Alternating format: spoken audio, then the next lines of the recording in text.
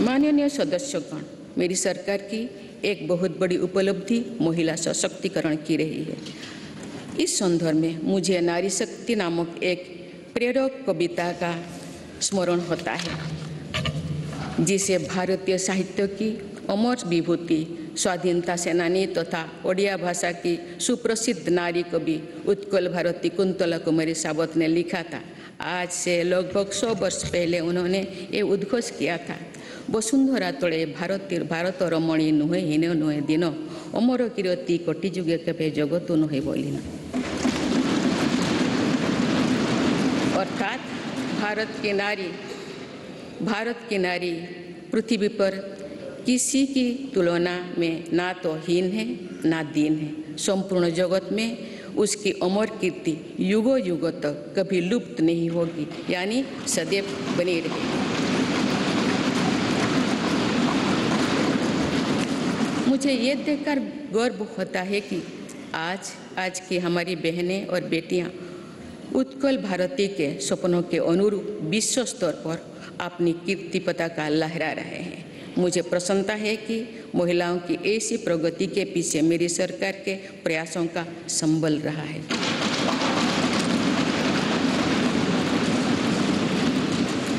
मेरी सरकार द्वारा जितने भी कल्याणकारी योजनाएं शुरू की गई है, उनके केंद्रों में महिलाओं का जीवन आसान बनाना, महिलाओं को रोजगार स्वरोजगार के नए अवसर देना और महिला सशक्तिकरण रहा है।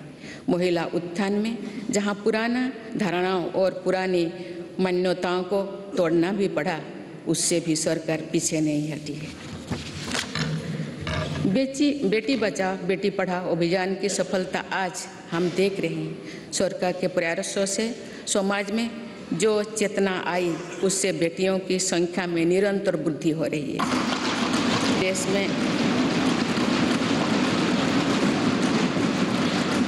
देश में पहली बार पुरुषों की तुलना में महिलाओं की संख्या अधिक हुई है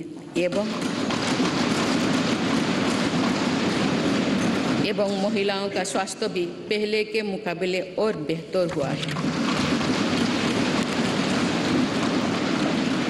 प्रधानमंत्री सुरक्षित मातृत्व अभियान हो या फिर प्रधानमंत्री मातृ वंदना योजना, इनमें माँ और बच्चे दोनों की जीवन को बचाने में हम सफल रहे हैं। आयुष्मान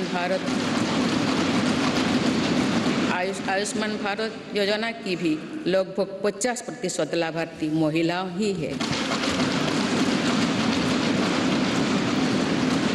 माननीय सदस्यगण, मेरी सरकार बेटियों की पढ़ाई से लेकर उनके करियर तक हर बाधा को दूर करने का प्रयास कर रही है। देश के सरकारी स्कूलों में बेटियों के लिए अलग टॉयलेट का निर्माण हो या फिर सैनिटरी पैड से जुड़ी योजना, इससे बेटियों के ड्रॉप आउट रेट भी बहुत कम आई। स्वच्छ भारत अभियान से महिलाओं की गरिमा तो बढ़ी ही है, इससे एक सुरक्षित माहौल भी उन्हें मिला है। सुकन्या सुजना समृद्धि योजना से देश भर की करोड़ों बेटियां के बेहतर भविष्य के लिए पहली बार सेविंग अकाउंट खुली है।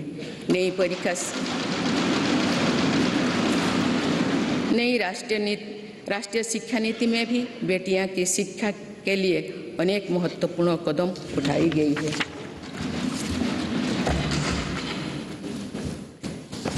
मेरी सरकार ने यह भी सुनिश्चित किया है कि किसी भी कार्य क्षेत्र में महिलाओं के लिए कोई बंदिश ना हो। इसीलिए माइनिंग से लेकर सेना में अग्रिम मोर्चे तक हर सेक्टर में महिलाओं की भर्ती को खोल दिया गया है।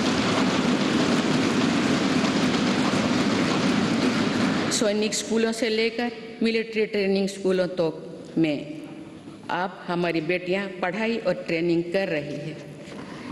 ये मेरी सरकार ही है जिसने मातृत्व अवकाश को 12 सप्ताह से बढ़ाकर 26 सप्ताह किया है।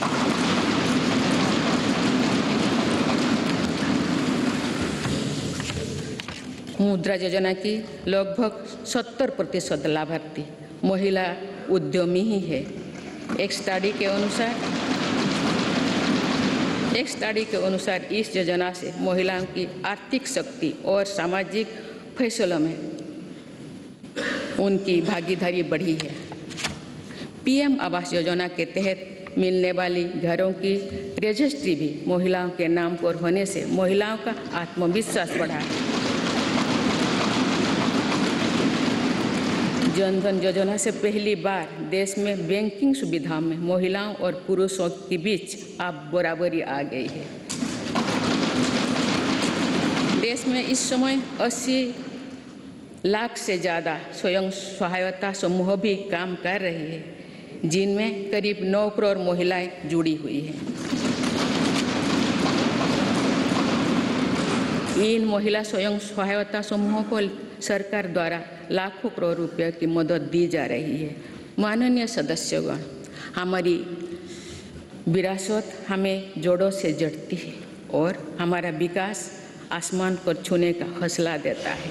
इसीलिए मेरी सरकार ने विरासत को मजबूती देने और विकास को प्राथमिकता देने की राह चुनी।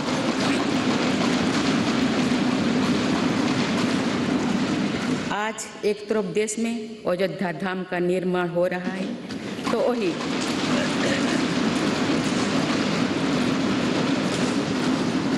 वही दूसरी तरफ आधुनिक संसद भवन भी बन रहा है।